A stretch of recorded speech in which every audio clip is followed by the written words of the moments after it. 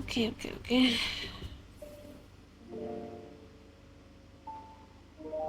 Dawnbreaker. Again. Is this the end of it? I mean, I kind of wanted more Zayne. I wanted more Silas. I just want more story and lore. I don't think I want this to end, like, ever. In the early morning, street lamps cast a bright, lonely glow across the snow-covered streets. It makes the city appear deserted. Barely able to keep his eyes open, a boy dozed off in the priority seat. He swayed back and forth during the trip until he finally bumped his head. It was before the bus stopped, too. Is this the white-haired boy? The weird boy? Yeah, who's this? Now arriving at Azure Square Station. Please remember to take all personal belongings. As soon as he gets off the bus, cold wind mixed with snow hits his face. It washes away his drowsiness. He rubs his eyes upon realizing where he is. His gaze instantly lights up. Chuchi, wake up! We're here! Yeah, it's that creature that he has. The journey between the Arctic and Lincoln City spans thousands of kilometers. After several transit changes, he finally returned to his starting point. After hurrying to a secluded bench and making sure no one's around, the boy carefully sets down his backpack and gives it an admonishing pat. We're back. And you're not allowed to run off this time. Back where? Until we find the emissary, we need to stick to our usual plan. Pretend to be a regular dog whenever there are people around. So Shishi is a dog. And I would assume that the emissary this boy's looking for is Zayne. You know, the fluffy kind that humans love to pet. Got it? We'll practice paw shaking later. Aww. The boy waits for a long while, but there's no response from the backpack. Shushi is pronounced Shushi. With a growing sense of dread, he unzips the backpack only to find a hole and a few tangled tufts of white fur. The wind whistles through the gap. Where's Shushi? The Hunters Association, 2 days. Is that gonna be written here? Because I didn't see if it's 2 days.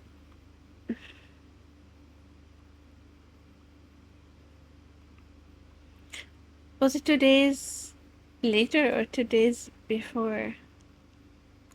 Okay, we'll assume it's 2 days later. Studying the documents Zayne gave me, I searched through every library and archive in Lincoln City. I try my best to uncover the information about cosmic civilizations hidden in the biometric key, but every search has come empty. Several days of running around have taught me one thing. One thing though. Unlocking the key's secret won't be something I can accomplish overnight. But right now, something else has got my attention.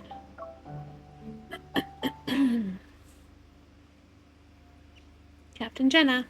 These are special pathological cases where the subjects retain a human's physical features, but their consciousness has been eroded. Only primitive aggression and instincts remain. For now, we're designating them as Alterum. So these are the Ultrons. Okay. These Alterum share one common characteristic too. They were diagnosed with protocore syndrome. Protocore syndrome. 2 days ago, I received an unexpected message from Zayne at midnight, so it was 2 days later. It was long after we parted ways. I have to go on a business trip. It's not dangerous, but we might not be able to contact each other for a while. Don't worry. P.S. I am not going at Mountain Eternal. The sudden announcements had become the norm. I scrolled through my emojis and sent back a happy snowman with ellipses above its head. The words protocol syndrome act like a signal. They connect my earlier suspicions to create a clear pattern. This is under Zayne's field of expertise. Could his sudden departure be connected to these ultrams? The description of the ultram reminds me of those so-called specimens I encountered in Skyhaven, during Caleb's story. With the ultram appearing in Lincoln City, does this mean the Fountain of Itay has entered another phase? But according to these forum posts, a mysterious figure has appeared these past few days. They strike before the police do, and their codename is apparently Dawnbreaker.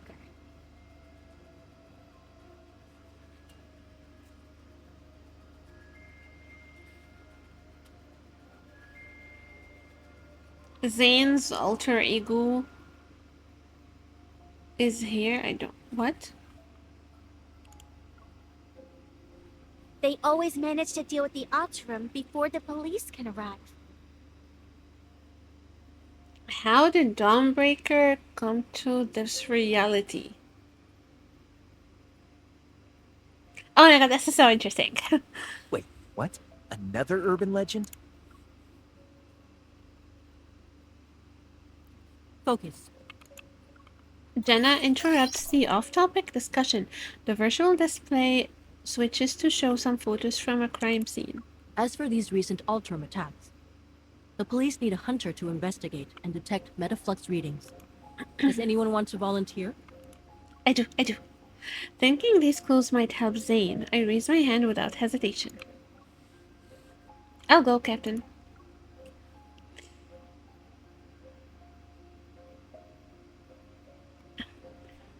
This is crazy. At this point, I'm not gonna be able to stop, by the way. Yeah, let's just keep going. I'm not gonna be able to stop, I know myself. But, crime scene.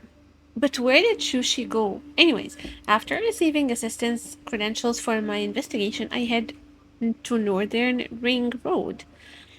That's located in the downtown area. A detective lifts the barricade tape and approaches me. After we shake hands, he leads me to the crime scene. Thanks for coming out when there's all this snow. I'd like to say the same thing to everyone else who's here. I set up the precision scanner I brought on the ground and turn it on. Once the scan is complete, the data will be uploaded to the cloud that the association can access. Then a detailed report will be generated for police use. Perfect. We've received some of the restored surveillance footage, so we can take a look at it. The surveillance equipment was damaged by the cold, though. I'm afraid the video quality won't be great. I thought Lincoln City's outdoor surveillance systems were designed to withstand low temperatures. The temperature dropped far below the equipment's tolerance threshold. It's safe to say the damage wasn't caused by natural means. And the low-quality footage the detective hands me, I managed to spot an unsettling figure lurking in the darkness. The creature's form is distorted. Weapons that look like hooked tendrils grow from its body. Compared to the ones I've encountered before, they seem to have grown significantly stronger. What about Dawnbreaker? Did you catch them on camera? The detective shakes his head. They managed to avoid being captured by the surveillance system. Meticulous and efficient, I'd say. That's our Zayne! As I approach the damaged guardrail by the road, my hunter's watch immediately starts blaring an alarm.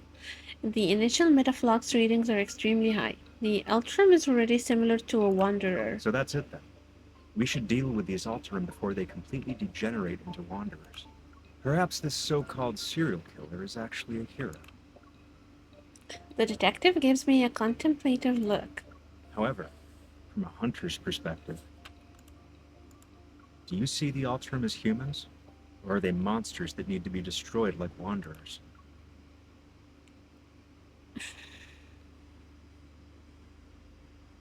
Honestly, it depends.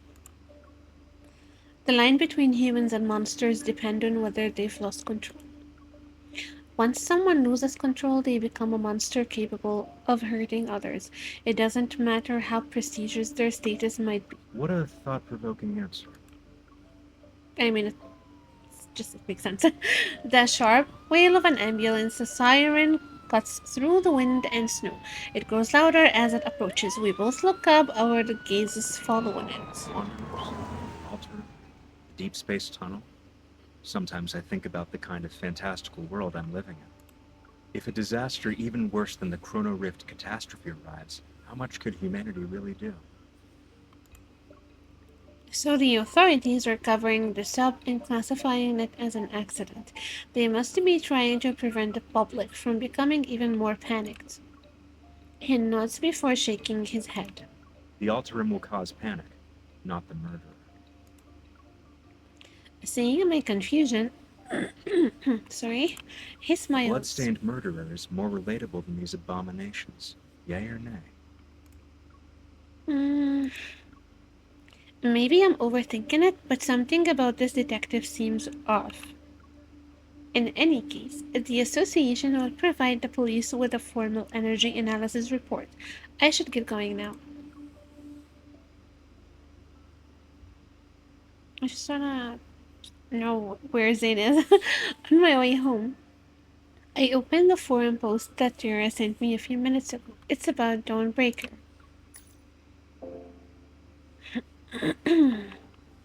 Urban mysteries, let's expose the truth about the mysterious killer who only appears on snowy dawns. Dawnbreaker. Okay, we're just gonna read this. Has anyone else noticed that the Outram and Lincoln City have been slowly disappearing these past few days? That's because a mysterious killer has appeared in Lincoln City, the Dawnbreaker. They appear between dawn and sunrise, vanishing without a trace at daybreak, hunting Ultram ahead of the police. Inside scoop, 100% legit information, but don't ask me which insider, I can't say more. And then a bunch of replies. Dawnbreaker. The Ultram and Dawnbreaker. These names sound like links in a food chain, destined to exist in a perpetual cycle of predator and prey. Those monsters, come to think of it, I am not so different from them. Dude, will there come a day when others will try to erase my existence? Really hope not. As this crosses my mind again, I find myself strangely at peace. What was that? Shushi? I hear a strange noise behind me. When I turn around, I notice foot. No paw prints on the ground. Ah, Shushi. What kind of animal left these? A squirrel, maybe, or a stray dog? Confused, I stand there, but then a white blur darts past in my periphery. My scarf suddenly tightens around my neck before vanishing. He stole our scarf? The one that Zayne got us as a gift? I'm hunting Shashi. When I come to my senses, all that's left in the snow is a chaotic trail of footprints. The white blur has already vanished into the darkness around the street corner. My scarf! Yes, our scarf. It was a gift from Zayne. Come back here. In the rundown, gloomy alleyway, only scattered spots of light fall upon the snow-covered ground. A dead end. It took my scarf too. Where did it go? Snow falls silently. My surroundings are so quiet that even the sound of breathing seems jarring. Going to drag me back to the cocoon? I won't return. Wait. You're Dawnbreaker. Just kill me already. Dawnbreaker? My heart races as I hold my breath and silently move forward. As soon as I turn the corner, I raise my gun at the shadowy figure. What the... You... We have two Zaynes in the same reality, or Zayne was just saying that he was going somewhere, but he was actually just trying to be the vigilante, hunting those things. In the dim lighting, several objects coldly flash. Flash? From the figure's palm, they're ice shards, and they've pinned the teenager's sleeves and pant legs to the wall. Black crystals cover the teenager's left arm and neck, but he's different from the test subjects I encountered in Skyhaven. The realization hits me, he's an Ultron.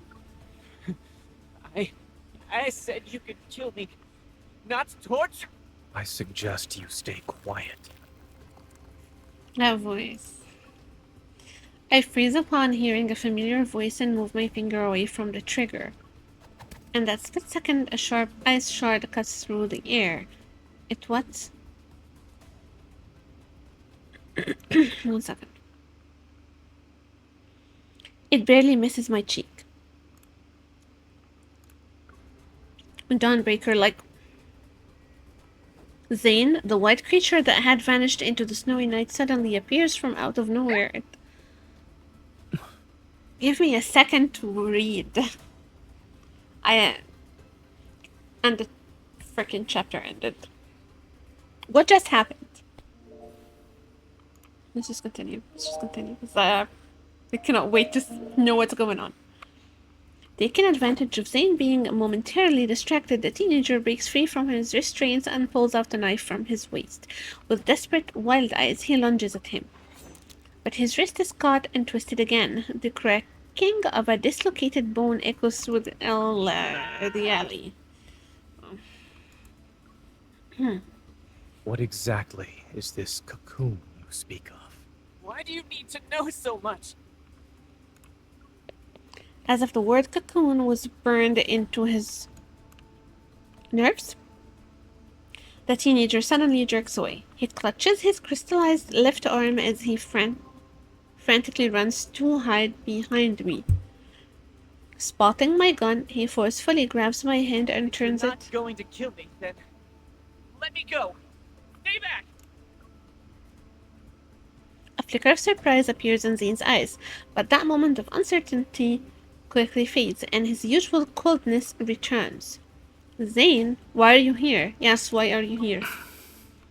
I am confused. Zayne, who should be away on a business trip, is in a remote alleyway in the middle of the night with an Ultron teenager. He was as stressed as a Dawnbreaker too.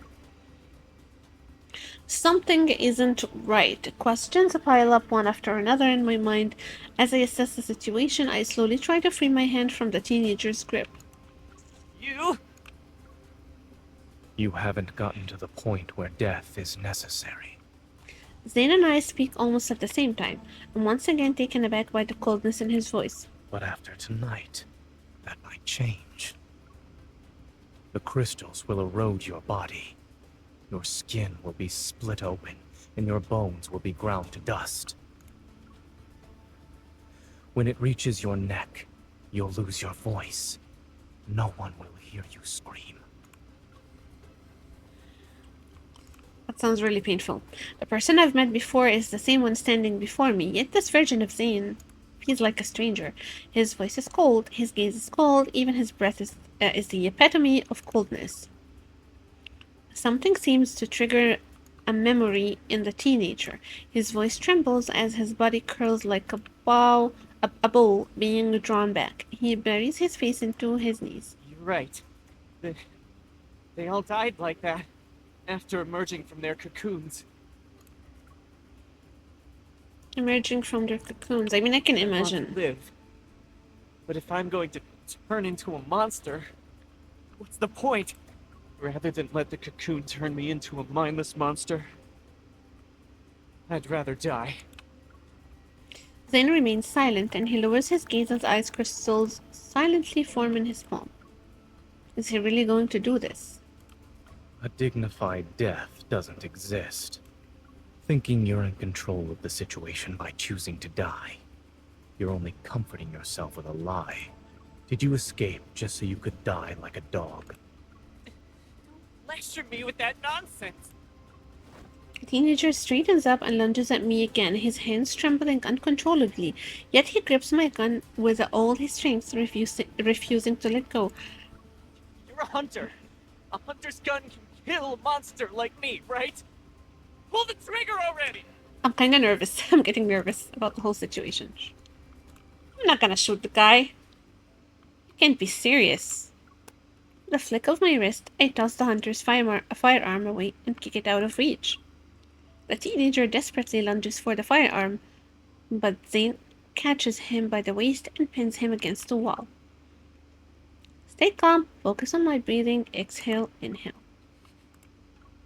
You're trembling. I know you don't really want to die, so stop saying it. After several seconds pass, the teenager finally comes to his senses. He nods as if emerging from a trance. I steal a glance at Zayne. His expression is completely serene and unmoved. It's as if he's an aloof observer standing at the crossroads between life and death. I move closer to Zayne, firmly hold his hand in place, and give the teenager a gentle smile. You heard what he said, right? He said you can't die yet. He's the best cardiac surgeon in the city. If he says there's hope for you, then you can be optimistic about the future. He's a doctor? I know he might not look like the part right now, but he really is the best in his field. Just don't misunderstand his intentions. You need to go now. The teenager freezes for a moment. As soon as Zayne shifts his foot ever so slightly, the teenager spins around and runs away. Now, can someone explain to me what the hell is going on?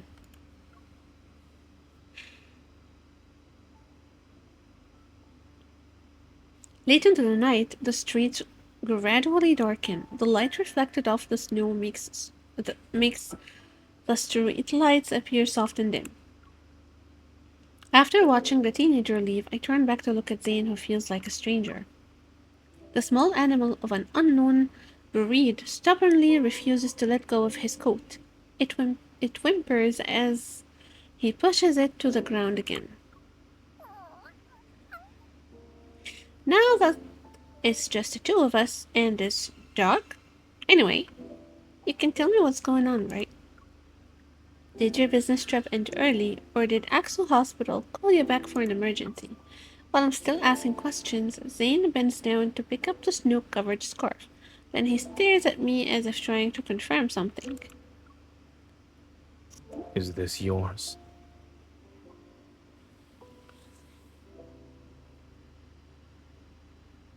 This really is not Zayne. This is Dawnbreaker. We have two Zaynes in the same reality? I mean, like... Holy multiverse. This is so weird. Okay, I'll be honest, I really wanted to meet Dawnbreaker. I think this version of Zayne is really, really hot. I mean, like, Zayne in general is, like, hot, but Dawnbreaker is, like, on a different level of... If I remember correctly, this is the scarf you knit. No, picked out for me... picked out 3 days ago. Oh, then it's mine. As soon as he says this, Zayne walks right past me. Where are you going? You don't know me? Why are you suddenly acting like you don't know me? Should I know you? What the heck? I thought even Dawnbreaker knows this because he sees Zayne's life as a dream, right? He should know us. If there's nothing else, I'll get going now.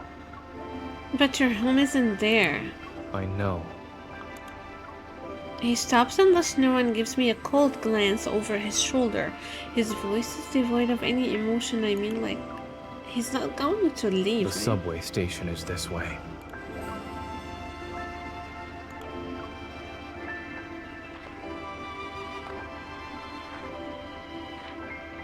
On the empty street, our footsteps crunch in the soft snow. With his tall stature and long legs, Zayne strides quickly and widens the distance between us. Yeah, I'm not gonna stop following you, dude, until I understand. I have no idea where he's heading or why he's acting like he forgot who I am. All I can do is quicken my pace to catch up to him. Zayne, answer me. I step in front of him to block his path. A mix of frustration and disbelief makes my chest tighten. What's the matter? That's my line. Has your evil gone out of control again? The puppy whose species I don't recognize catches up to us. Its gaze flits between him and me. No. I'm perfectly fine.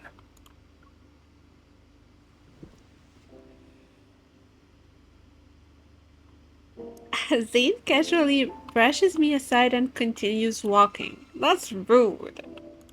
Hey, I think a couple is breaking up in the middle of the street. The puppy quickly shakes the snow off its body, gives me a sympathetic look, and then runs after Zayne, who's already walking away. The two figures soon become dots in the snowy night. Whether it's because of frustration or anger, I stubbornly walk away without looking back. But after a few steps, I feel like something is wrong. Wait, the direction Zayne's heading in. My heart races as I quickly follow the footprints in the snow. Zayne lies unconscious on the ground, his brows tightly knitted as if darkness is dragging him down into its depths. Zayne? I crouch and shake his shoulders, but he doesn't respond, no matter what I do. I can't just leave him like this. I try to help Zayne up. As my fingers brush against his neck, I feel a layer of frost. It's unnaturally black. Could this be related to his nightmares again? A heavy sense of foreboding weighs on my mind, but getting him out of here comes first. I struggle to support Zayne's weight as I drag him along, one step at a time. Why was he talking about taking the subway? This path actually leads to my apartment complex. He was, like, automatically coming to our place?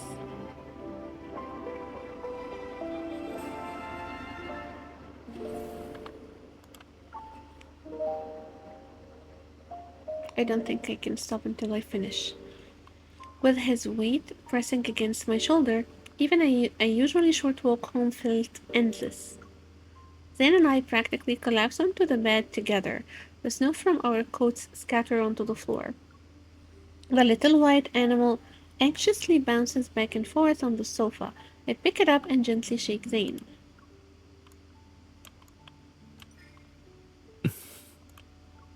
His eyes remain closed. A streak of black silently emerges from his sleeve and creeps along his veins until it reaches the back of his hand. The black ice that appeared on his neck has already spread to this area. I need to wake him up from this dream. I reach out toward the side of Zayne's neck and gather my power.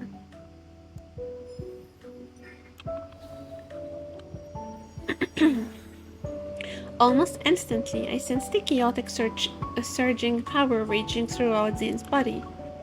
Like a force that's been suppressed for aeons and is now finally breaking free, a bone-chilling cold surges forth. It makes my entire body shudder. The power within his body is unstable. That's why he lost consciousness. At that moment, Zayne's eyes snap open and he grabs my wrist. What are you trying to do? Trying to save you. He grabs my hand and pins it. Encased in ice, my wrist is already stuck to the wall once I realize what's happening. I take several deep breaths to compose myself. I'm trying to help you treat the black ice. When did it start appearing? While I was dreaming. He lets go of my wrist, and the ice crystals dissolve with it. I guess there's no point in asking. To my surprise, the black frost didn't disappear after our resonance. It stubbornly remains on his body. Nevertheless, Zayne appears much better than before. Remembering how cold he felt, I take out a thermometer to check Zayne's temperature. extremely low temperature detected. To protect the device and extend its service life, the system will be automatically turned off in 1 minute. The reason for the extremely low temperature isn't concerned. The reason for the extremely low temperature isn't concerned and tries to prop himself up. Seeing this, I pull out an old-fashioned infrared thermometer and aim it at him. I think there's something wrong with this sentence. It doesn't make sense. Freeze. I press the sensor against his forehead and playfully pull the trigger. You're being childish. As expected, he doesn't move. Beep! Lost in thought, I stare at the screen showing his abnormally low temperature. No wonder all the surveillance cameras at the crime scene were damaged by extreme cold. Even though I'm not sure if it will help, I take out 2 fever pills and hand them to Zayne along with a glass of warm water. That's medicine. Yeah, it is. It's bitter. I'm not consuming it. Because the scene is... It's still Zayne. You're a doctor. You of all people can't complain about bitter medicine. For what must be the first time in his life, Zayne's face shows an expression that can only be described as okay, and not knowing how to help him recover. I head to the kitchen and make fresh carrot juice.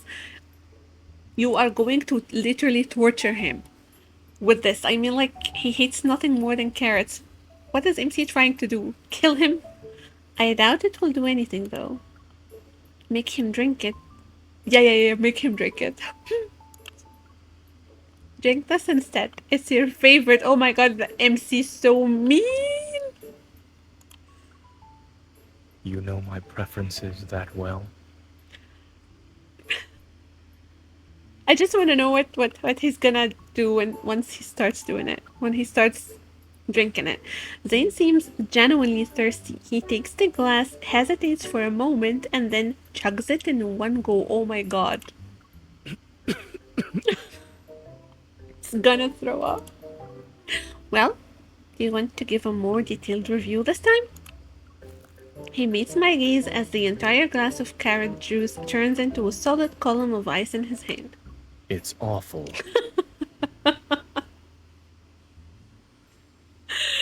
Even Zayne's Dawnbreaker is still so cute. I see your hatred for carrots is written in your DNA. Yes, even a different Zayne. Whatever Zayne it is, he's gonna hate carrots. As the night deepens, the hustle and bustle outside my window gradually fades into silence. I gather every blanket and quilt in the house to stack on top of Zayne, then I crank my heater up. Oh. I'm not cold. I've already told you this. It's really cute, like this whole sequence is really cute, like she's really trying to help him. Oh my gosh. Take these blankets away. Why don't you take them off yourself? Yeah. I don't have the strength. Oh. Then don't move.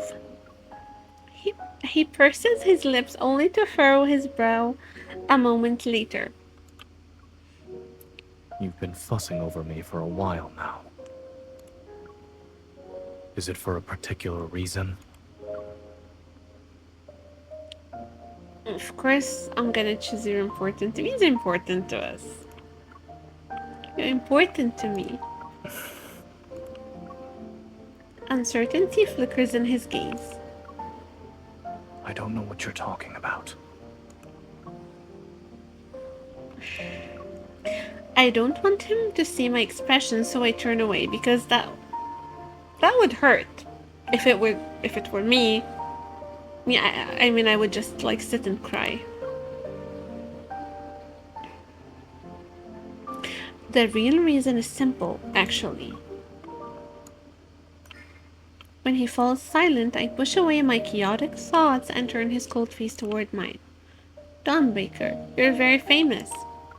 So don't you dare run away or disobey me, or else I'll... You'll what? He asks softly, his chin is still tilted up by my hand as his gaze falls to meet mine, right? I'll make sure you won't live to see tomorrow's dawn. Oh, come on. I yank the blanket up to block his voice and gaze in the darkness. I mean, like, their meeting is really cute. I didn't expect What it you to be like this. described is not the first time this happened, Zayne. So this is ours. I'm confused.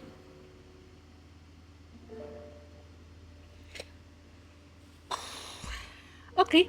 I witnessed it once when he was doing research with me at Mount Eternal. He became a complete stranger overnight. No one knew what happened to him. I figured this wasn't the first time Zayne had been in this state. Dr. Noah's words only confirmed my suspicions. How did he recover from it? That's something only he knows. Over the phone, Dr. Noah sounds just as troubled as me. Back then, he ventured deep into Mount Eternal by himself, as if he had something to do there. When we saw him the next day, he had returned to his usual self, the one we all knew. I guess whatever he needed to do was done. Mount Eternal. That place seems to be hiding a burden that Zayne has never been willing to speak about. But my intuition tells me that whatever changed in Zayne must have happened before the Mount Eternal incident. Those black ice crystals, seemingly out of reach, they linger somewhere in the depths of my memories.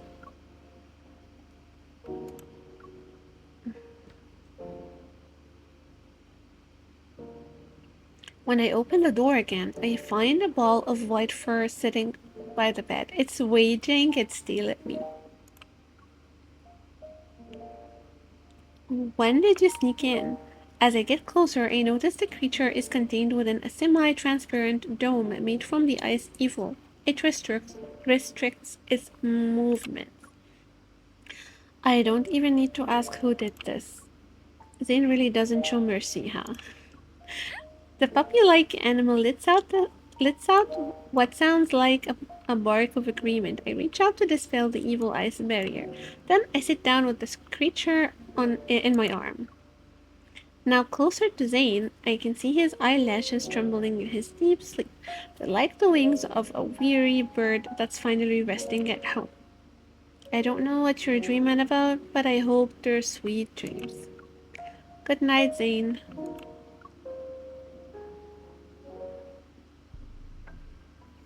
In the stillness of the night, only the white creature notices a faint sound.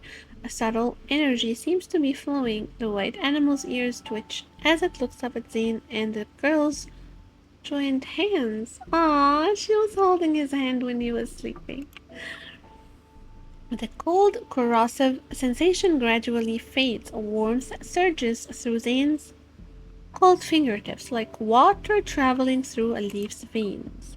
For this soul that's been trapped in nightmares for so long, the unmelting black ice covering his body finally recedes bit by bit.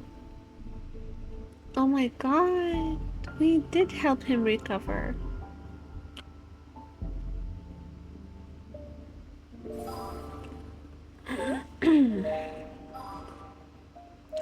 Okay. Beyond the snow. Okay. The investigation into the altar room and the unidentified suspect is still ongoing. We urge all citizens to remain vigilant, avoid spreading rumors, and exercise caution when traveling alone at night. It's already the next morning when I wake up. Groggy, I prop myself up and press my temples to clear my mind. Beside me, Zayne is still asleep. It's a rare sight at this hour. Ah, I slept beside him. I lean closer and slowly become aware of his steady breathing. I watch as it slightly stirs the fabric across his chest.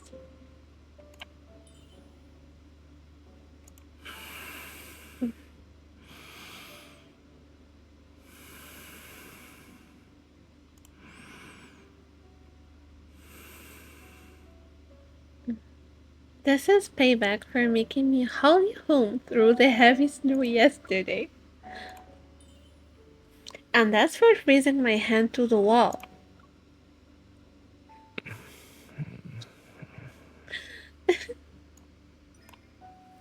Holding back my laughter, I give Zayne's nose a gentle pinch. It really hurt when you froze my wrist, so I'll pinch your nose for that.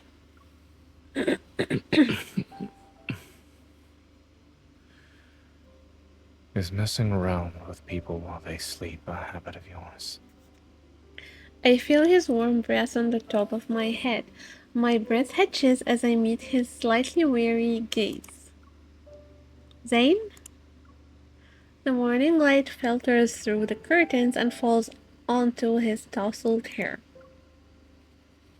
Looking into those eyes, I can tell that familiar Zayne had returned.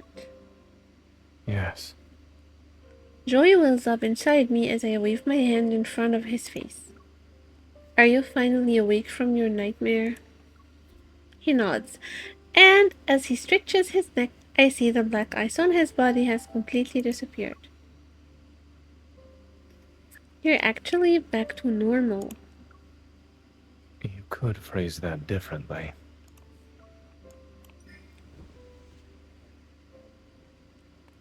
Before he can say more, I embrace him. He doesn't pull away and gently wraps his arms around my waist.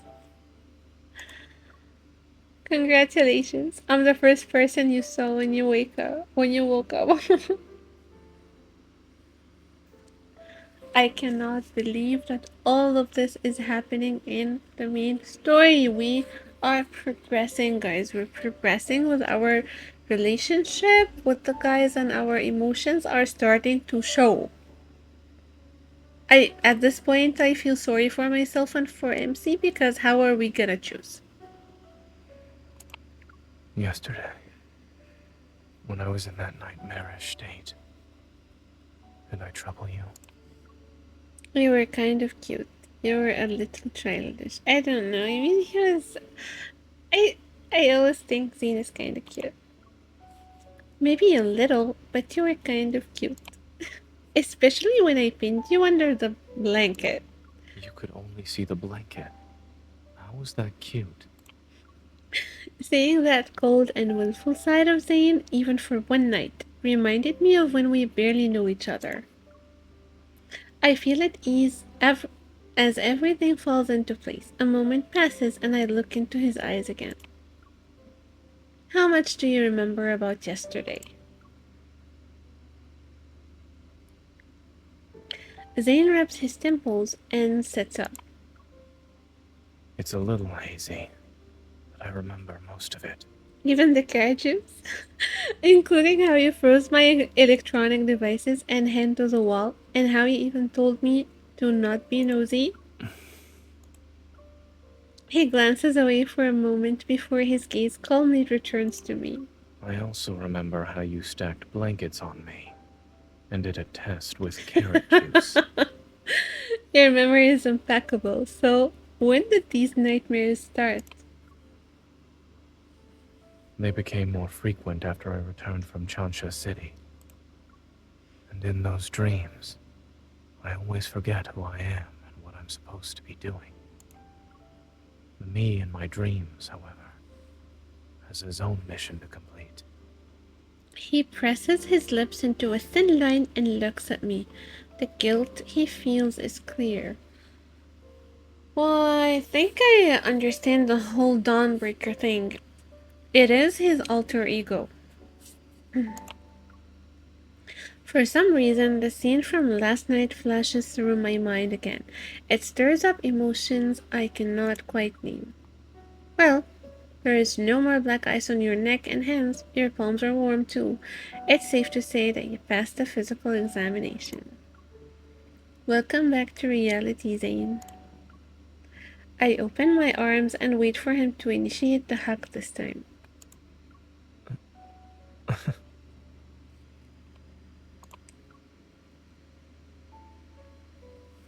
Zayne hesitates before leaning down. Then he wraps his arms around me. His warm breath brushes against my neck. Good morning. Aw, good morning.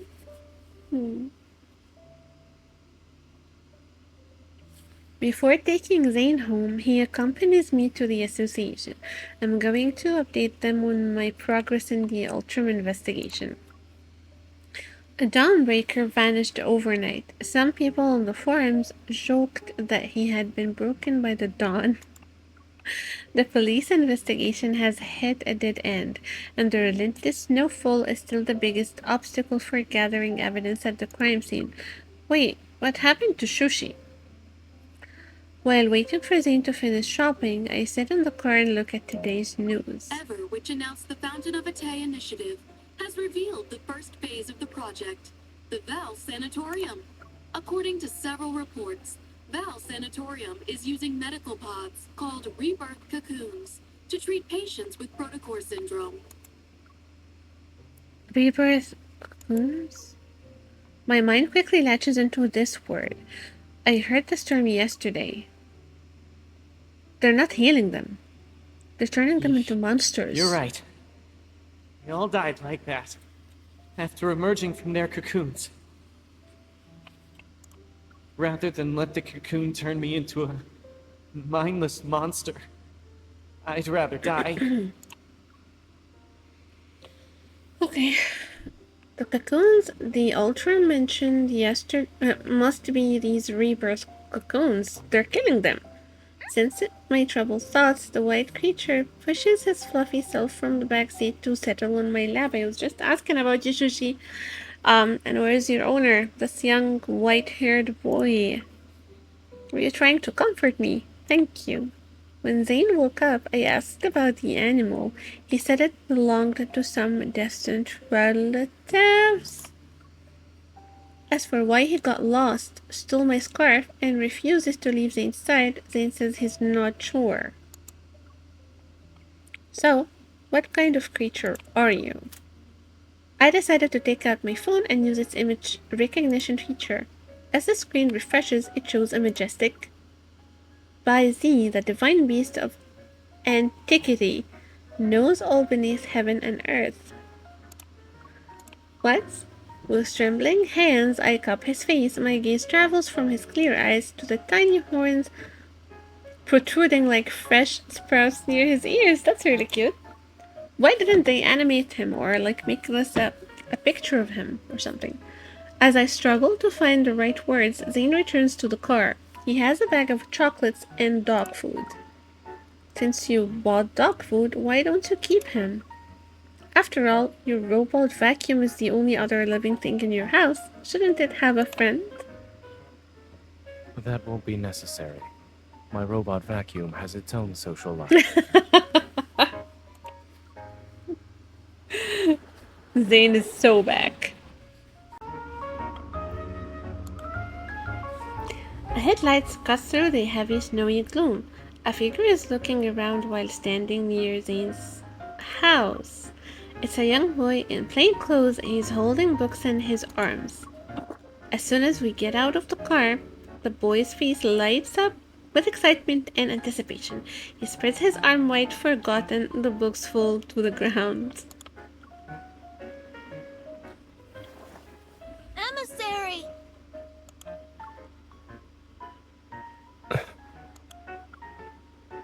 Finally, we will know who this boy is.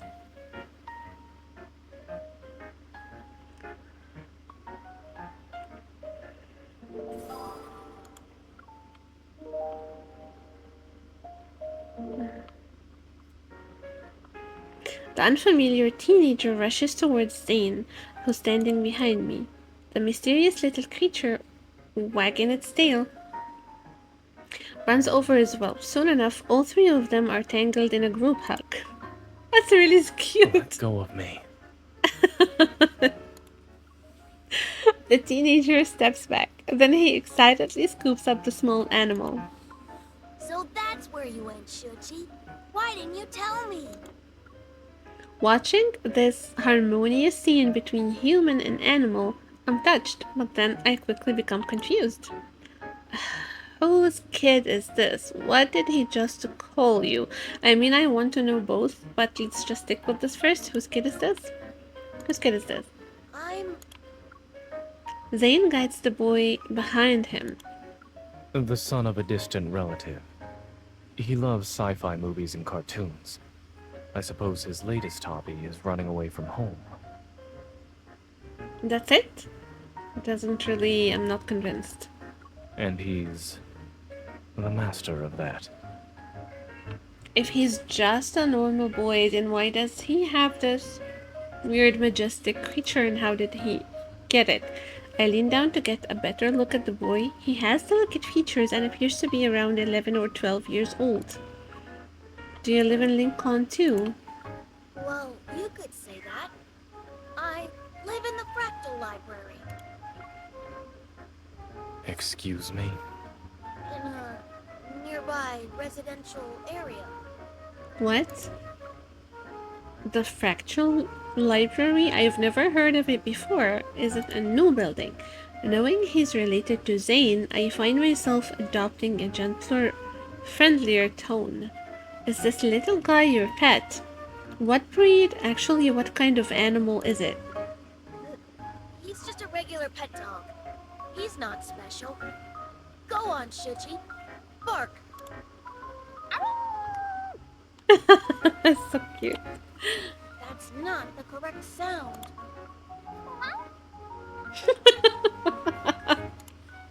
Okay, now shake. The small creature glances at me and then at Zayne. He swallows his pride and places his paw in the boy's palm.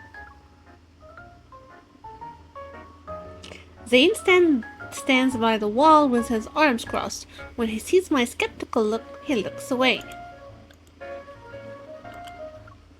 The boy's face relaxes with relief as his expression shifts to one that says, "I told you so." Can you spin? Can you speak? Can you speak? Can you speak? Shushi? That was stupid. Maybe I'm the one losing my mind over here. Seemingly unable to watch any longer, Zayne waves his phone. I just got a text from his parents. They're going to pick him up. So he is a normal kid. Already, can't you stay for a while longer? I was actually planning to stay for a while. Zayne's sharp gaze sweeps over the boy. I might be imagining things, but the child and the dog freeze. Right.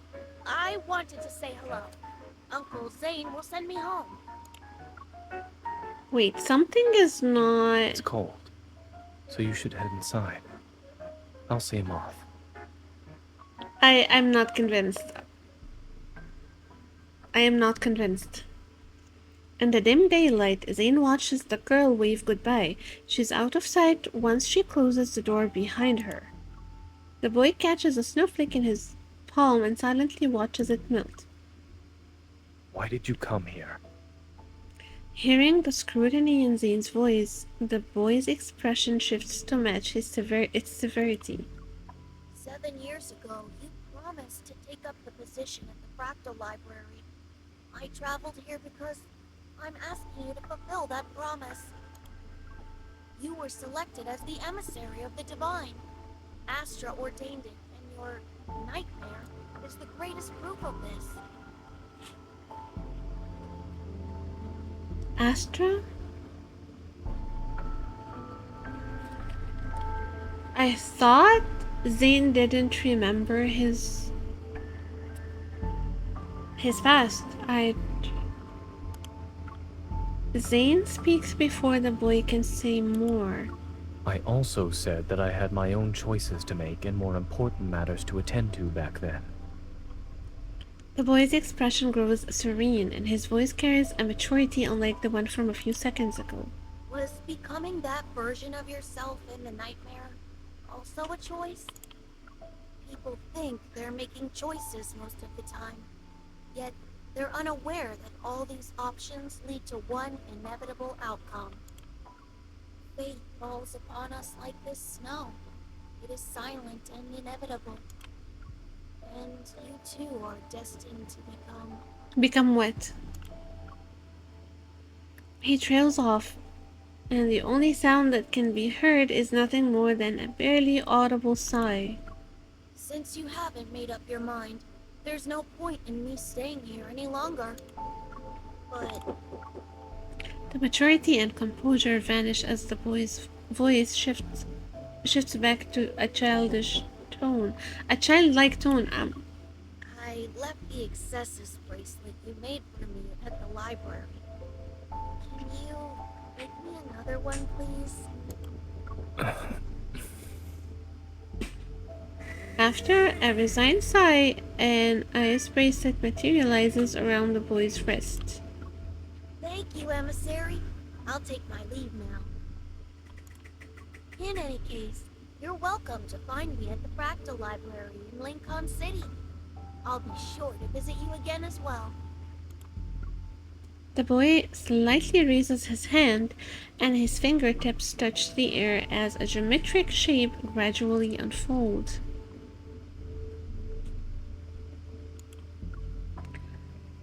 He bows before stepping into the door woven from countless folded dimensions.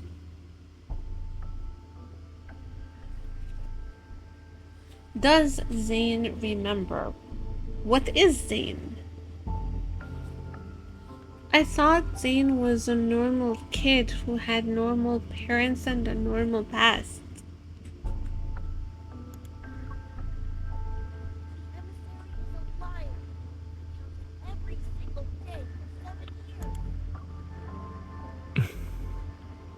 As if drawn to his accusation, the wind and snow seemed to follow through the vanishing door.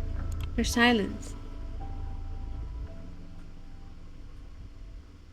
The snow ceases, and Zayne remembers the first time he entered the fractal library.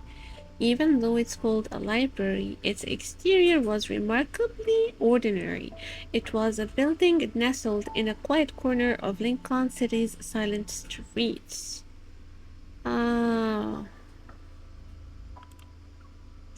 The young boy begged him again and again, so he pushed open the slightly weathered wooden door. There were neither bookshelves nor defined boundaries. Instead, an endless garden with intertwining paths appeared before him. And a library that seemed to belong to another world stood at the point where those paths converged. As soon as Zayne stepped into the backlight, he raised his head and saw countless bookshelves. They reached toward a tower summit where sunlight poured in. The library's shelves were endless. They were like stairs that lead to another dimension. Then a young person approached them and claimed that Zayne and the young boy were the administrators of this place. In addition, Zayne was destined to become the Fractal Library's owner. That's in this lifetime? The young person told him that the Fractal Library, which stood at the intersection of dimensions, didn't really exist in any galaxy, didn't belong to any civilization either. And each book in the library contained the fate of all worlds. I have Master of Fate, but I didn't go through it yet, and I think it's time for me to do this. Zayne wondered if his own fate was among them. Perhaps his nightmares were hidden within a page of these large volumes from the moment he pushed open the door. On the night he returned home from the library, Zayne had a different dream. In that unfamiliar world, he wore robes. As he walked in a very tall tower, he was leafing through an ancient tomb. Between its pages lay a jasmine petal from a spring day, and that spring day belonged to a timeline he had erased with his own hands. It would forever remain unknown to anyone. Mm.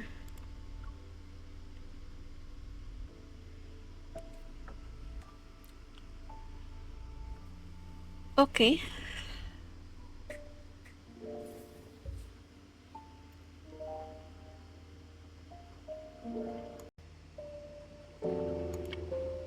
Shoulder to shoulder. Okay.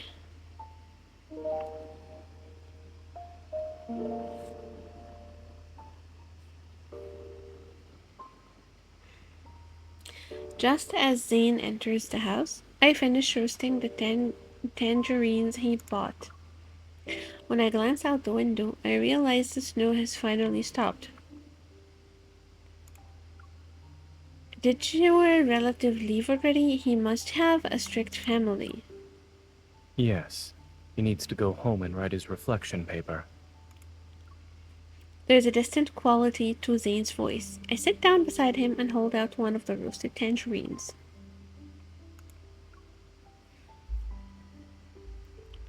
Okay.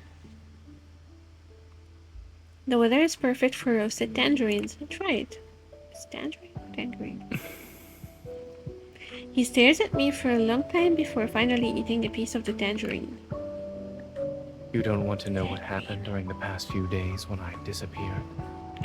If the explanation is going to be filled with medical jargon, then no. As for the rest, Zayne will tell me when he wants to. And if he doesn't want to, that's his choice. Oh, that's really nice. He can't help but smile at my deliberate emphasis on those last words. He takes the half-peeled tangerine from my hands. Soon after, warm orange slice is brought to my lips. I said goodbye 3 days ago because I had accepted Carter's invitation. What? I'll be joining the Fountain of Hiiii research project. What?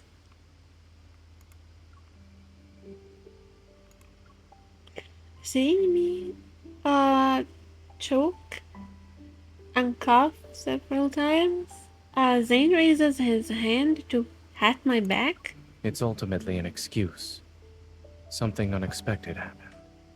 The nightmare arrived before I could carry out my plans. Lately, Oxo Hospital has received a large influx of unusual cases involving protocore syndrome patients. Some died shortly after hospitalization. Others transformed within a month and became... An Ultron. They're not. All these patients had recovered at Val Sanatorium after entering a medical pod called the Rebirth cocoon. Val Santrum, according to the news report this morning, is the first phase of the Fountain of Hiiii. Carter told me that Ever will soon hold a press conference to demonstrate the Rebirth cocoon's effectiveness to the public. Wouldn't that mean more unsuspecting protocore syndrome patients will go to Val Santrum? We can't let them do as they please. I want to stop Ever's plans, not just for the protocore syndrome patients. There's Zayne trails off as he lowers his gaze. I want to make amends for a mistake. One that should have been corrected years ago. Yet it still haunts me to this day. I realize that for Zayne, this carries a greater, more painful significance. Was the mistake when he hurt us or his friend? I know I disappeared without a word before. But... will you come with me this time?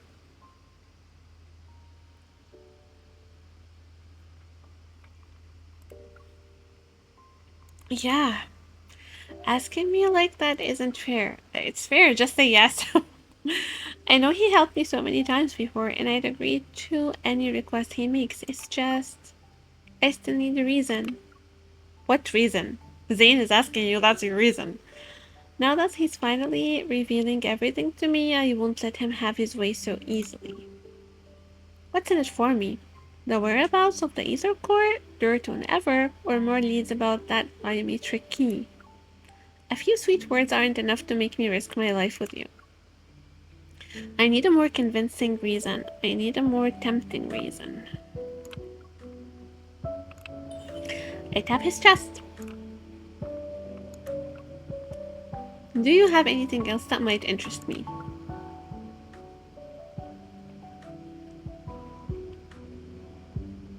I want you to come with me. Dude, who can say no to that? He grabs my wrist and gently moves his hand to press my fingers into his palm. And I selfishly believe that if I asked you, you'd do it. Yeah, I would.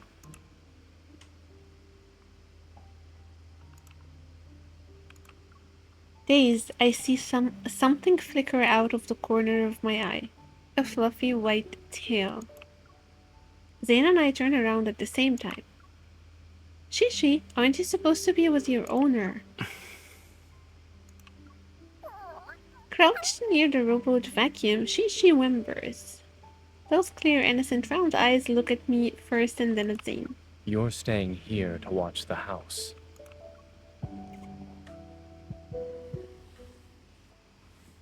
Why is Shishi... anyways. In the white testing facility, a row of circular medical pods lines the room. Surrounded by soft, silvery light, they float in the air. The translucent walls gleam with tranquility. Exquisite and graceful, like meticulously crafted chrysalises. They pulse and contract with the rhythm of beating hearts. At any moment, it seems their contents might break free and soar toward the sky.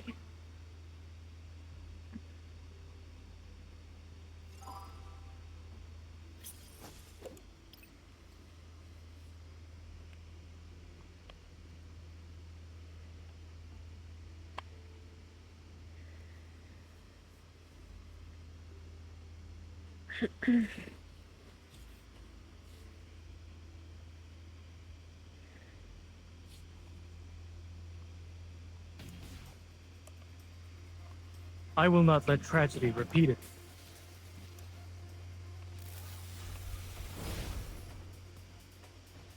Watch where it's... Let's go. Okay. Thanks. Here it comes. Leave it to me. Is this what you wanted? Perfect. My time.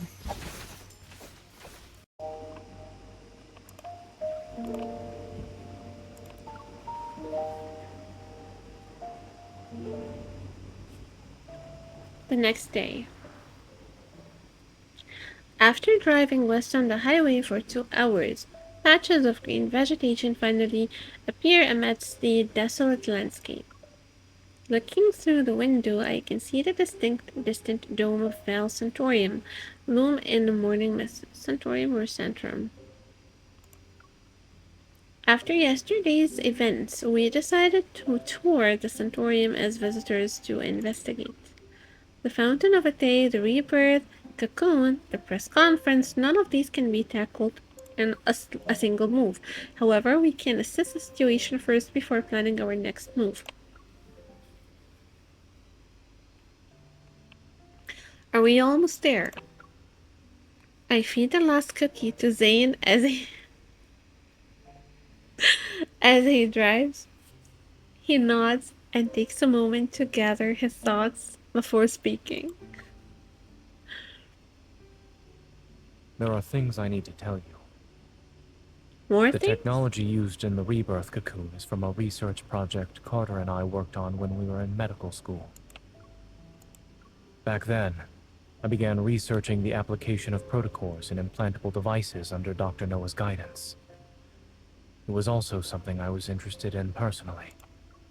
At first, the research progressed smoothly. Yet when we started doing experiments... We need to stop researching this. The protocor energy has completely corroded the heart. Our experiment failed. But the heart started beating again. It just grew some black crystals, that's all.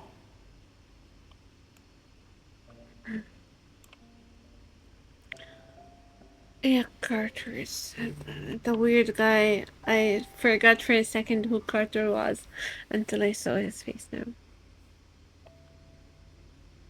Wait, so the reason for the black crystal... Did you know? The lab mouse we performed a protocore implant surgery on transformed into a wanderer and devoured its fellow test subjects. Zayne, our experiment wasn't a failure. We succeeded! We created wanderers? We've discovered humanity's next evolutionary form!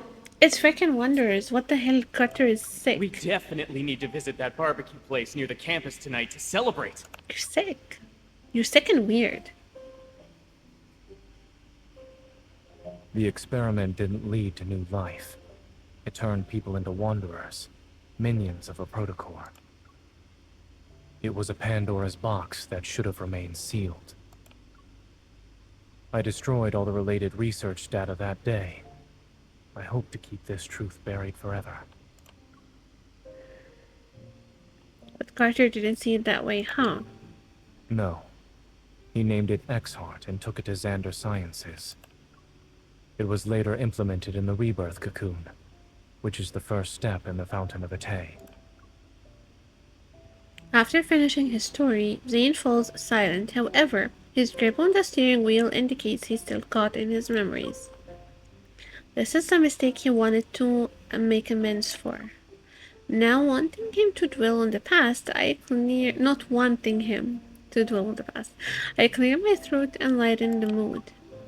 I used to think about how if we had gone to the same university, I would have dragged you out to have fun every single day. We'd watch the flowers bloom in spring, enjoy the summer rain, collect autumn leaves, have snowball fights in winter. But based on what I heard, you must have been too busy to do any of that with me. Not at all. In our lab, we always said it's best to take a 4-hour break while data is being collected. Then we can see the results after. So during those times, I would have been available at least. It's too serious, come on. I was joking. If you were there, I would have always made time for you. Oh.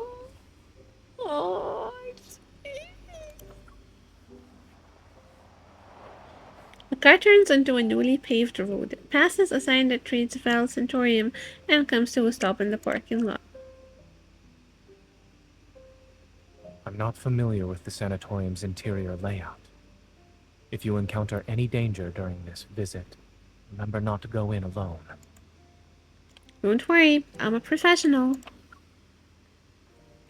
While I speak, I catch a glimpse of... While I speak, I catch a glimpse of a white approaching us. Carter, who's here to receive us, wears a casual white business suit. Only a navy blue butterfly pin adorns his collar. Have you been waiting long, Zayne?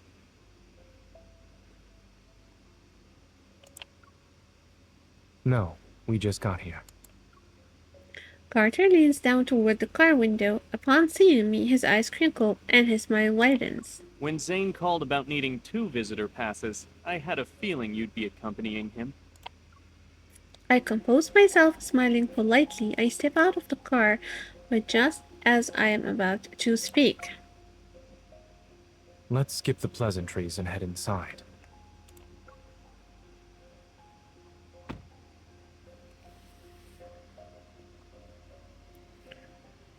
Following Carter, we enter the long corridor that connects the parking lot to the Centaurium's lobby.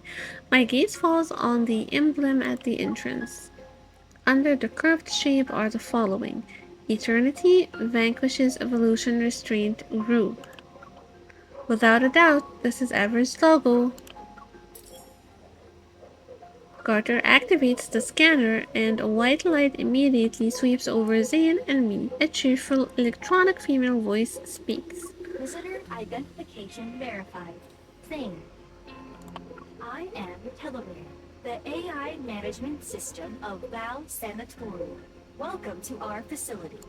We hope you have a good day here at the sanatorium. The doors slide open and we enter the first floor lobby of Val Sanatorium. Pristine white surrounds us. The ceiling is unadorned, its white surface seamlessly integrated with the recessed lighting system along its edges. Beneath our feet, a gentle light bathes the white marble floor and illuminates every corner of the lobby. This place seems... Bright yet oppressive. Yes. Yes. Pristine, silent, and unchanging. It's as if time itself stands still within these walls. Time itself stays still within these walls. In this environment, Zayne and I stand out like two stains on an otherwise white canvas. A few doctors in white lab coats pass by us. Although they were quietly discussing patients' medical conditions, they nodded in Carter's direction. Since Zayne personally asked me for visitor clearance, I should give you two a proper tour. Just go away, dude. Side by side, we follow Carter as he leads us to the reception desk in the center of the lobby. I see the Fountain of Vitae finally caught your interest. All those phone calls over the past month weren't in vain. But I'm curious, what made you change your mind? Carter stops in his tracks by the reception desk. He turns around, his signature smile returning with narrowed eyes. You kept talking about humanity's future. I wanted to see if it would actually come to pass. Besides, nobody knows Exhard better than me. Carter's eye twitches after a long silence. He suddenly erupts into a fit of laughter and shatters the lobby's tranquility. Good. He's a psycho! You've convinced me. Everyone deserves a second chance at redemption. Remember, Zayne, I gave you this chance. The same could be said about you, freak. And what about you, Miss Hunter? Screw you, dude. When I receive this question, I deliver my carefully prepared response. Since Zayne is joining the research project, I wanted to see what it's all about. Carter tilts his head, his gaze flits between Zayne and me before settling on Zayne. The amusement in his eyes is obvious. I see. Even the strongest relationships need a solid foundation. I'll make sure you get a good position here. He turns around and shakes the brochure stand next to him. The neatly arranged brochures scatter in disarray, and he pulls out two copies with a smile. He gives them to us. The only downside to this place is that it's too by the book. But I guess that doesn't really affect you, Zayne. It's about complicated medical cases. The thin booklet methodically categorizes various diseases that conventional medicine has yet to cure. It's like a university department, and the facility's patients are eager students with a thirst for knowledge. A commotion breaks out in the distance. I look up. It's a group of elegantly dressed visitors being led into the lobby by a receptionist. They're being guided upstairs for a tour. On the staircase leading to the second floor, several patients in white hospital gowns are walking down the steps.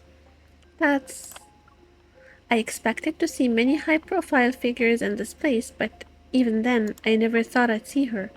Karen, who's 43 years old, is a war correspondent. She won numerous prestigious journalism awards. She spent years reporting from front lines, faced countless life-threatening situations, and has earned a large amount of respect in society. A year ago, she was attacked by a wanderer, got protocol syndrome, and rarely appeared in public since then. I've met her a few times at Aksu Hospital. I heard she was also one of Zayne's patients. Dr. Zayne, it's been a while. Noticing us, she comes over to say hello. Zayne acknowledges her with a silent nod. Miss Karen? Sorry guys, I've been recording this back to back. I think this is my 3rd hour. I am going to finish the main story, I can't stop at this point. Someone of her caliber choosing ever, that's probably the best endorsement they could ask for. I heard that when she left Axo Hospital, she had less than 2 months to live. Her daughter had just learned to say mama when you handed her a death sentence. How cruel. Dr. Carter, the patient in room A504. Carter gestures for us to wait a moment, then he takes a few steps to discuss something with the man at the front desk. Noticing my silence, Zayne stops in his tracks. What are you thinking about?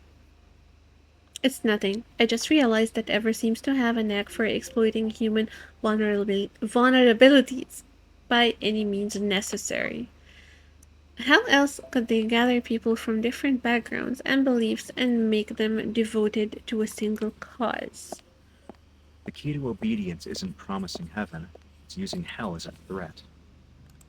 After all, everyone fears illness and death. Who's this? Footsteps accompanied by a familiar voice approach from behind. I turn. We meet again, Miss Hunter. Who the hell are you? Allow me to introduce myself. I'm Benedict, the director of Val Sanatorium. When did I meet Benedict? Because I don't remember. From what I remember, he had another identity. I met him at the place where an Ultram died. You were the detective who spoke to me that day. I'm honored you remembered me, Miss Hunter.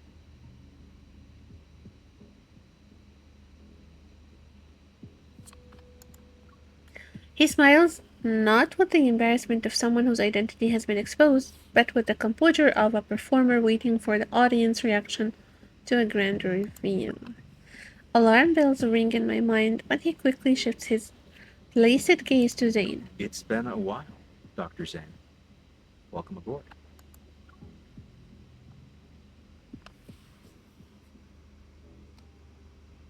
Who's this?